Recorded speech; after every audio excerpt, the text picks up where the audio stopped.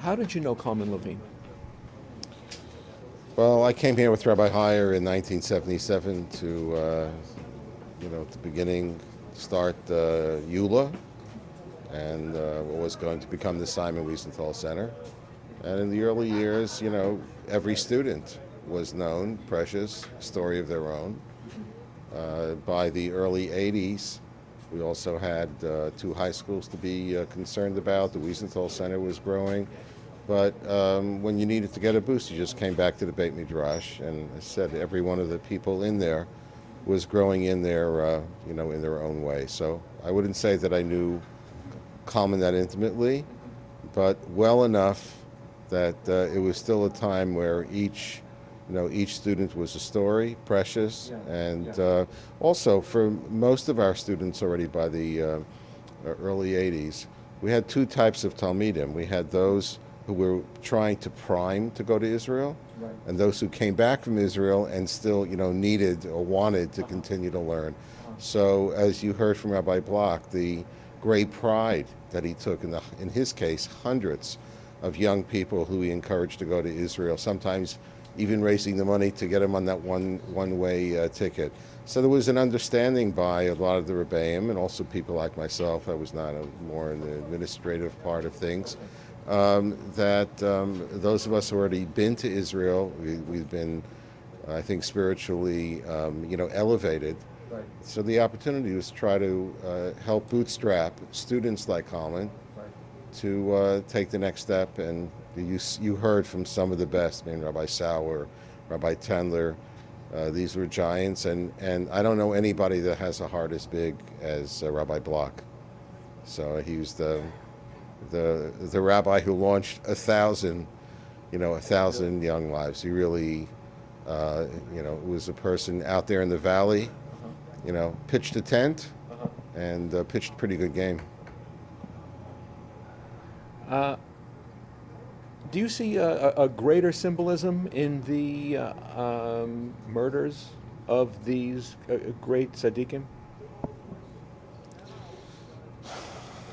I'm my work is in the practical end of things, a little less symbolic here. I think they're very practical messages. First, there's a practical message to the Jews in Israel and Jewish people who care about Israel.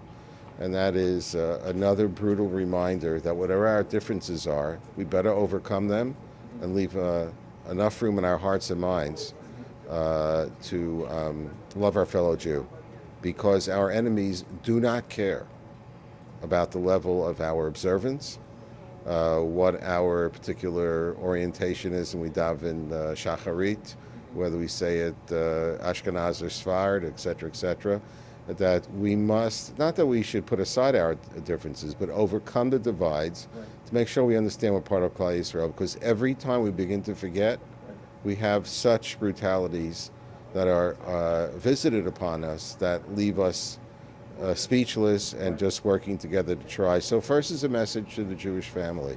Secondly is to disabuse anyone in the world who still thinks that the primary goal of groups like Hamas has to do with territory.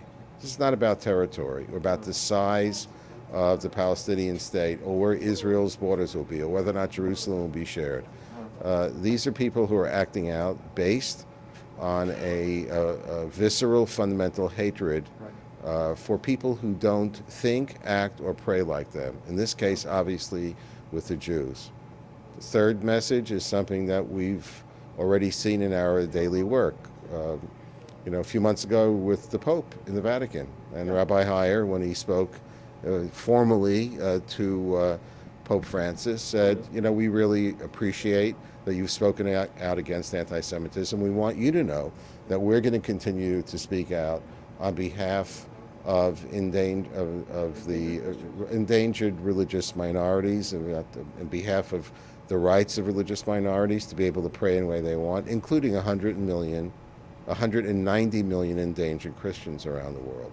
And the same deafening silence that we've heard, lahavdil, of what's happened in Africa with Boko Haram. Just recently, 120 people in a mosque last Friday butchered by Boko Haram, by other Muslims. by other Muslims, the targeting of churches, etc., etc. World doesn't give a crap about any of this. That same silence greeted, by and large, many of the churches and Christian leaders here in this country, who you would think would at least turn to their Jewish neighbors and say something in public. So I would say that in that sense, Rabbi Block said earlier tonight about that the forces of evil are winning. I see them winning because they have managed to inure and silence good people from even speaking out with the kinds of butchery and savagery that we're seeing. It has beaten down a lot of people from even responding. And again, I think without arguing why, whatever, it does come back to the Jews. We're the ones who have to respond to what it says in Breshit. God said, "Kol demei achecha tzoakim alai min adama." Right? He said it to Cain. Your brother's blood is screaming out. And the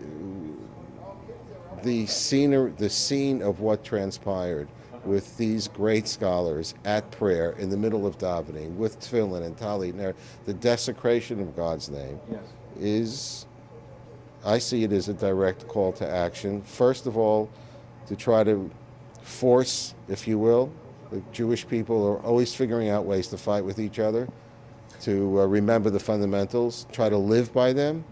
And then the bigger picture is to try to help the world recover its voice, to try to help humanity recover its sense of outrage. With that slowly but surely being crushed, those are great victories for the forces of terrorism. And it's not only about the Jews anymore, it's much, much broader.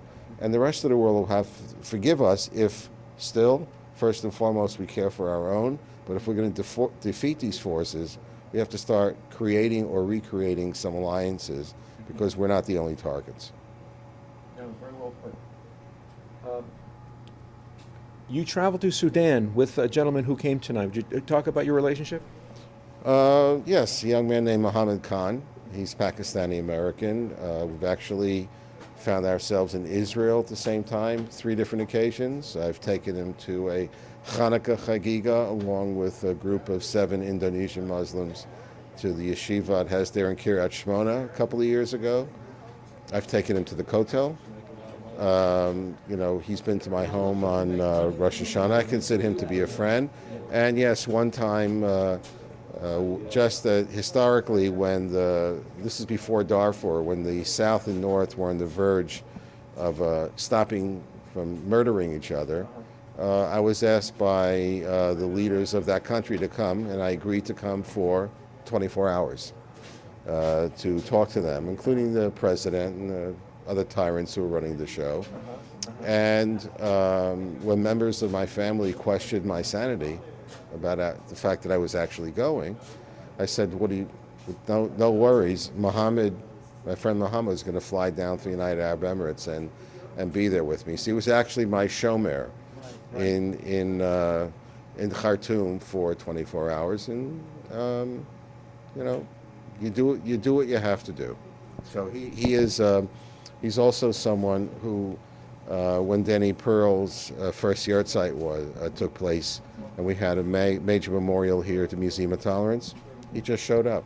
Tonight he came with another friend, another religious Muslim, who felt that they wanted to simply be present with a show of solidarity, just to come and sit quietly in a Beit Midrash, show solidarity. Now you think about it.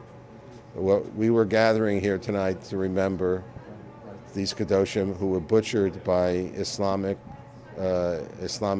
extremists, and here are 2 religious Muslims who come into a Beis Medrash, simply want to stand in solidarity, to remember the Kedoshim. It took a lot of guts. And Muhammad is a guy with a lot of guts, but also who's trying to send a signal that there are good people everywhere. And I think he understands the Jewish community and feels comfortable enough to even walk into the Kotlei Beit Midrash. Right. Should we drop our guard against Islam at this stage in evolution between the faiths? I rather focus on the movements within the different faiths. I think it's to simply say we have to keep our guard up about Islam is the wrong way to approach it. I think it's exactly the way Al-Qaeda and ISIS and all Hamas and Hezbollah would like us to do so. I'm not interested in indicting a religion. I'm interested in figuring out who my friends and allies are and who my enemies are and how I can defeat them. And when it comes to looking at the theological basis for religions, let's just say, as we know, people can look at our Masorah and cherry pick quotations and make us feel very, very uncomfortable. But luckily we have Chazal, we have a Masorah from the time of Moshe Rabbeinu. We know what an eye for an eye means and doesn't mean. We have certain structures. Whatever changes have to take place in the Muslim world have to come from within the Muslim community. So if you're going to go out and just say, do we have to keep our guard up about Islam, that I think can be taken as a signal by the folks who are maybe more troubled by what's being done in their name than we might think, and by saying, well, if we're all being demonized, then there's nobody to deal with. They're going to be cowered into silence, and becomes a little bit of a self-fulfilling prophecy. So, I've traveled the world. I've been to Indonesia. I've been to a lot of places in Muslim countries. I've been with Muslim scholars and know a lot about Yiddishkeit, with a lot of good people, and we all know that we're also dealing with a lot of evil people who are being trained in the name of God to do such horrible, horrible acts. So do we keep up our guard against these extremist movements? Absolutely. And I think the other part of it is the kinds of actions that are being done in the name of God against religious minorities around the world, including Jews, most recently now in France and elsewhere, means that we also have to strengthen our relationships with local law enforcement, with local political groups, Republicans and Democrats, with other ethnic minorities in places like Y.U.L.A. We have to be engaged because we need allies, we need friends, we could need policing and good protection. And we still have, in this greatest of democracies, we have the freedoms to do these things. And my suggestion would be that all Jews, including those who generally say, look, I just want to be left alone, I want to go learn Torah, I want to raise my kids in a certain way, I'm not political, I'm not this. I think we've really reached a point that everybody has to find a way to do a little bit more and to reach out and to take the initiative to explain to our neighbors why Eretz Israel is important to us, to defend our faith, and to defend our values. I think if we do that, especially in a place like the United States, we're going to find a lot of sympathy. If we sit back and wait for somebody else to defend us, oy vavoy, as they say in the old country. Or Gewalt. Or oy Gewalt. Okay, thank you very much. Okay.